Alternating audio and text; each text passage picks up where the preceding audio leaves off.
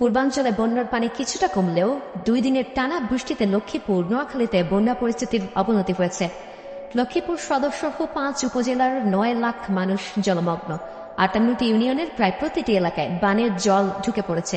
ডুবে গেছে বাড়িঘর, রাস্তাঘাট, ফসলি জমি এবং ব্যবসা প্রতিষ্ঠান। পর্যাপ্ত নৌকা না থাকায় উদ্ধার ও ত্রাণ কার্যক্রম ব্যাহত হচ্ছে। দুর্গম এলাকাগুলোতে যেতে পারছেন না স্বেচ্ছাসেবীরা। নোয়াখালীর মুছাপুর রেগুলেটর ভেঙে যাওয়ায় এসব এলাকায় হু হু করে পানি বাড়ছে। পানি উঠানো আরো বাড়তে আছে, আর 1 শ্রেণী বাকি আছে। এই যে এটা আর কি সমস্যা, আমরা এই যে পানির মধ্যে ডুব দিয়ে আছে, আমাদেরকে কেউ কিছু দেয় না, কেউ দেখতেও আসে না, কেউ জিজ্ঞাসা করে না আমরা আছি কিনা।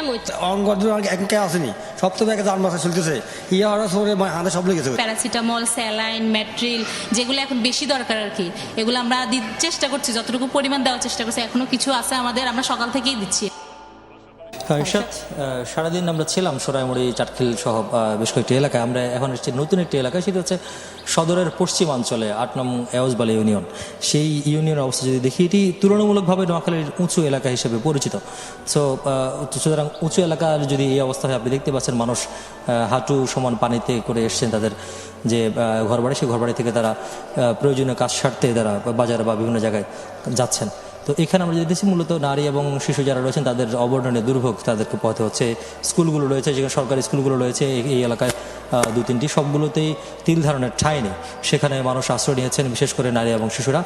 আর ত্রাণের কথা যদি বলতে হয়, আসলে ত্রাণের সব জায়গায় একই অবস্থা, যে শুধুমাত্র খুব সহজ যাতায়াত বা সহজে যাতায়াত করা যায়, সহজে যাওয়া যায়, সেই ধরনের এলাকাগুলোতে খুব বেশি পরিমাণ ত্রাণ পৌঁছাচ্ছে। তবে ত্রাণের সংকট নেই। আমরা যতটুকু দেখেছি পুরো নোয়াখালীর বিভিন্ন উপজেলা সদরগুলোতে বা মূল সড়কগুলোতে ত্রাণবাহী যে ট্রাক বা বিভিন্ন পরিবহন, সেগুলো বিভিন্ন এলাকা, সারা দেশের বিভিন্ন এলাকা থেকে তারা আসছেন। কিন্তু এসে সমস্যা যেটি পড়ছেন, যে খুব যাতায়াত দুর্গম হওয়ার কারণে বা পর্যাপ্ত সংখ্যক নৌকা না পাওয়ার কারণে, অথবা সেই সহযোগিতা যদি না পায়, তাহলে আসলে কিভাবে ত্রাণ পৌঁছাবে, সেটি একটি বড় প্রশ্ন থেকে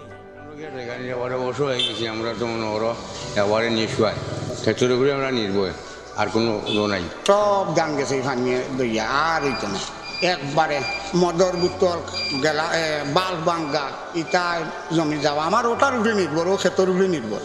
5 কেয়ার জায়গা ক্ষেত্র ছিলাম। কৃষি বিভাগের তথ্য বলছে, জেলার 7 উপজেলায় বন্যায় আউশ, আমন ও সবজি ক্ষেত মিলিয়ে প্রায় 30,000 হেক্টর জমির ফসল নষ্ট হয়েছে। ক্ষয়ক্ষতি নিরূপণের কাজ এখনো চলছে। আগাম শীতকালীন সবজি বীজ এখন এই মুহূর্তে আমরা কিছু বীজতলা তৈরি করার জন্য চেষ্টা করে যাচ্ছি। ইনশাল্লাহ কৃষি সরকারের পুনর্বাসনের উদ্যোগ নিলে আমরা সেটা দ্রুত বাস্তবায়ন করার চেষ্টা করব। ব্রাহ্মণবাড়িয়ার আখাউড়াতেও বন্যার পানি নেমে যাওয়ার পর বেরিয়ে আসছে ক্ষতচিহ্ন। পানি নামলেও অনেক বসতবাড়ি বসবাসের অনুপযুক্ত হয়ে পড়েছে।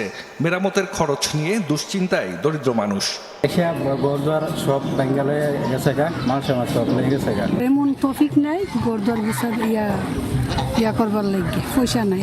প্রায় গলা পানি হয়েছে হোটেলের মাঝে। আমার হোটেলের সব কিছু বাসায় রয়ে গেছে গা। বানের জলে 4 শতাধিক পুকুর, জলাশয়ের মাছ ভেসে গেছে। সবজি, আমনের বীজতলা সহ প্রায় 2000 হেক্টর জমির ফসল নষ্ট হয়েছে। ক্ষতি হয়েছে বিভিন্ন সড়কেরও। বীজ জানো নাই, জ্বালাও নাই, আর যে আমি এই জমি লাগাবো, আমার এই কোনো সমর্থন নাই। 2টা পুকুরে প্রায় 10 লক্ষ টাকা, 10 থেকে 11 লক্ষ টাকার মাছ ছিল, সব নিয়ে গেছে। পুকুরে ফারের মধ্যে কমর সমান পানি ছিল। বন্যায় ক্ষতিগ্রস্তদের তালিকা করা হচ্ছে বলে জানিয়েছে প্রশাসন। অর্থ বরাদ্দ সাপেক্ষে সহায়তার আশ্বাস কর্মকর্তাদের। মৃতের সংখ্যা 27, এর ভিতরে কুমিল্লা 10, ফেনী 1, চট্টগ্রাম 5, খাগড়াছড়ি 1, নোয়াখালী 5, ব্রাহ্মণবাড়িয়া 1, লক্ষ্মীপুর 1 ও কক্সবাজার 3। নিখোঁজ লোকের সংখ্যা হচ্ছে 2, আগে যেটি ছিল মৌলভীবাজারে। কয়েকটি জায়গায় আমরা ফিল্ড হসপিটাল প্রস্তুত রেখেছি এবং যেখানে স্বাস্থ্যসেবা দেওয়া দরকার সেটি সেনাবাহিনীর এবং আমাদের সিভিল সার্ভিস কার্যালয়ের চিকিৎসকবৃন্দ তারা নিরলসভাবে কাজ করে যাচ্ছেন। প্রথমত যে বিষয়টি বলতে চাই, যে এখানে 2জন সাবেক মন্ত্রী এবং দুজনই কিন্তু দুটি দলের প্রধান, বাংলাদেশের ওয়ার্কার্স পার্টির রাশেদ খান মেনন এবং সেই সাথে জাতীয় সমাজতান্ত্রিক দল জাসদের সভাপতি হাসানুল হক ইনু। এই দুই আসামিকে একটু আগে আদালতে তোলা হয়েছিল এবং হাসানুল হক ইনু তাকে 7 দিনের রিমান্ড মঞ্জুর করেছে এটি নিউ মার্কেট থানার হত্যা মামলা, এবং একই সাথে রাশেদ খান মেনন তিনি এর আগেও রিমান্ডে ছিলেন নিউ মার্কেট থানার হত্যা মামলায় 4 দিনের রিমান্ডে ছিল। আজকে আদাবর থানার আরেকটি হত্যা মামলায় তাকে 6 দিনের রিমান্ড মঞ্জুর করেছে এই চিফ মেট্রোপলিটন ম্যাজিস্ট্রেট কোর্ট। এছাড়া আপনি যে তথ্যটি বলেছেন যে আসলে গত কয়েকদিন ধরে আমরা দেখছিলাম যে অনেককেই কিন্তু সাবেক মন্ত্রী এমপিদের গ্রেফতার করা হচ্ছে, তাদেরকে আদালতে আনা হচ্ছে, রিমান্ডে নেওয়া হচ্ছে। ঠিক একইভাবে গুলশান এলাকা থেকে আজকে কিছুক্ষণ আগে আমরা যে জেনেছি সাবেক তথ্য প্রতিমন্ত্রী মোহাম্মদ আলী আরাফাত তাকে গ্রেফতারের খবরটি আমরা জেনেছি। এখন আনুষ্ঠানিকভাবে তাকে গুলশানের কোন বাসা থেকে গ্রেফতার করা হয়েছে, কখন নাগাদ আদালতে তোলা হবে সেই বিষয়টি এখনও আমাদের মেট্রোপলিটন পুলিশের পক্ষ থেকে কিছু জানানো হয়নি, তবে তিনি গ্রেফতার আছেন সে খবরটি আমরা নিশ্চিত হয়েছি। আর এই যে ইনু এবং মেনন দুই আসামিকে যে রিমান্ডে নিল, আমরা দেখেছি আসামি পক্ষের আইনজীবীরা তারা বক্তব্য তুলে ধরেছেন, তারা যথারীতি বলছেন যে মিথ্যা মামলা, হয়রানি করা হচ্ছে, তারা কোনোভাবেই হত্যার সঙ্গে জড়িত নয় এবং সেই বক্তব্য তারা রাখছেন এবং একই সাথে সংবাদকর্মীদের সাথেও কথা বলছেন।